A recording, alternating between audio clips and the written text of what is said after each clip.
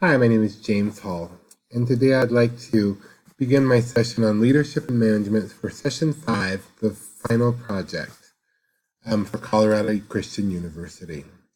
Today I'd like to begin by sharing and talking about some lessons that I learned through an interview with my boss, Patricia Gunderson. John F. Kennedy once said, "Leadership and learning are indispensable to each other."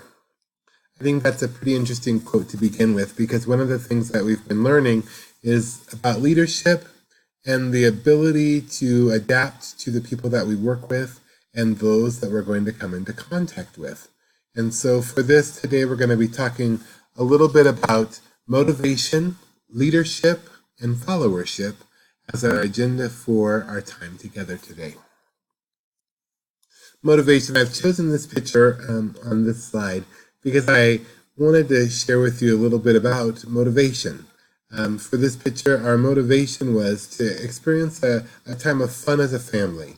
And one of the things that often takes place when we want to spend time with our family is really making some changes in how we do that and what we're really looking for. And so today we're going to start out by talking a little bit about motivation and how that works. We're going to be looking at a definition for motivation. Some people believe that the act of or process of giving someone a reason to do something that feels important to them or that may be of help to them, the act of process of motivating someone, the condition of being eager to work or act together, the condition of being motivated. Sometimes we have to be motivated, and then a force or an influence that causes someone to do something. That's Webster's definition of motivation. For our purpose today, we're going to be looking and talking about motivation first in the workplace. In talking to Patty Gunderson, she was talking about the importance of motivation. And when I asked her the question of how does she stay motivated, one of the things she shared was that she stayed motivated by her interaction with the staff and the students in the schools that she represents. And her important for motivation is her always understanding her why. And her why is to making sure that our students have the best education possible in our county. In the workplace, she says it's often can be difficult with the high pace and the stress of the situations to really stay motivated to want to continue to add new things and to do new things. Personally for her motivation really lies in wanting to do the best that she can for every student and staff member throughout the county and making sure that the best possible education is given to them. She talked about the importance of also in the community to keep them motivated to support the work that she does and the work that the schools do here in our community. And so she shared a lot about that. One of the quotes that she gave was that it's important to create an atmosphere where people feel connected to each other and to the work that they do for the students. Oftentimes in our office, we're not working directly with students, but what she was talking about was the fact that every single one of us has to remember that why we're there is because there are students in our schools, and to continue to focus on the fact that we want to give them the best. She said sometimes that that's work that she has to do to keep them motivated. She also reminded me that motivation is all about the relationships in her line of work. And so building on a relationship can help with the momentum and to keep people motivated. Sometimes there are things that must take place in order to keep people motivated. One of the things that she shared was, and that she valued in a lot of the employees, is that they stayed focused to the mission and the vision of what was taking place.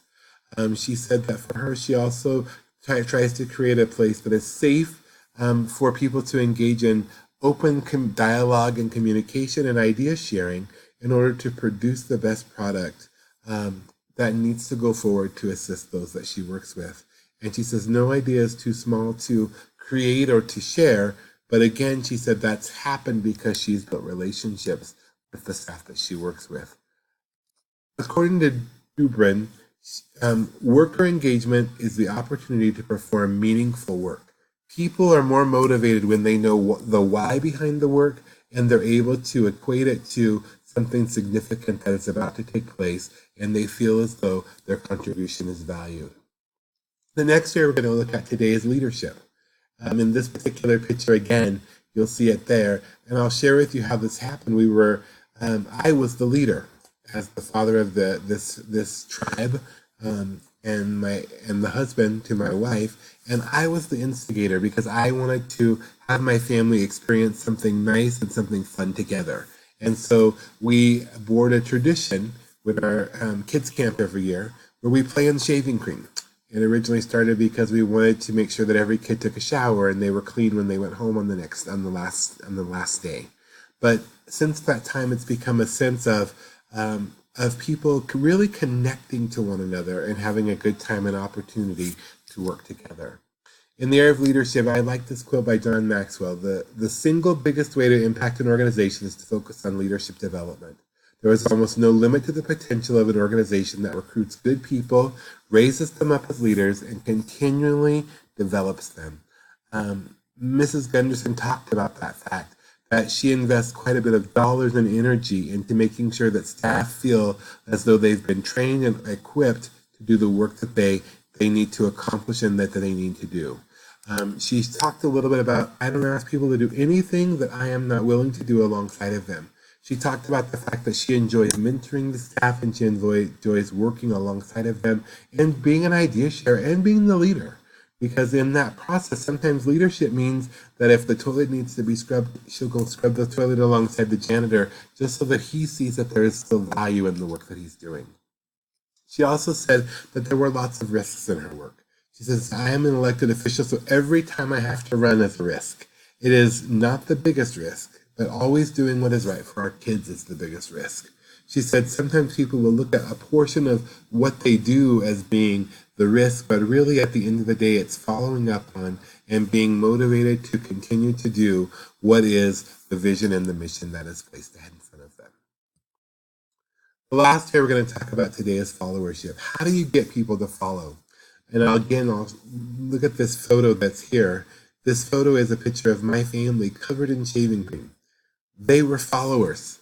I began to play with shaving cream. We began to play a game, and pretty soon, every single one of us and every camper there was engaged in getting shaving cream all over them and had a great time of engagement together. And so again, we're going to talk about followership. How do we get people to follow us? How do we think like that? Ralph Waldo Emerson said it this way: do not follow where the path may lead. Go instead where there is no path and leave a trail. In the work that Patty Gunderson does, she often said that this is essentially the work that she does, that teamwork is a key component of being able to be in a followership business. That she has built a team approach in her work. She said it's not about the individuals. While individuals are doing the work and accomplishing the work, it's not about each individual's need. It's about focusing on the mission and the work that needs to be done ahead of time in order for our schools and for the staff to do it. It's not about one person. She talked about the characteristics that need to take place is that in this process that there is a clear shared vision that everyone has been given and understands and has been asked to focus in on that mission. And so that's important as well. She said that there's also conflict will arise as we begin to do the work of a team. You're going to have conflict within that team, but it's important that when you begin to have the conflict, that open, honest communication takes place, because remember, teamwork is about relationships and being able to work together alongside of each other. The last step here is that she shared was that communication was key for her. That no matter if it was a written communication, an oral communication, a praise, a acknowledgement of someone, it was important for people to feel as though they were appreciated and connected to the team. Dubrin said that the win-win approach to conflict resolution, that the belief that after conflict has been resolved, both sides should gain something of value.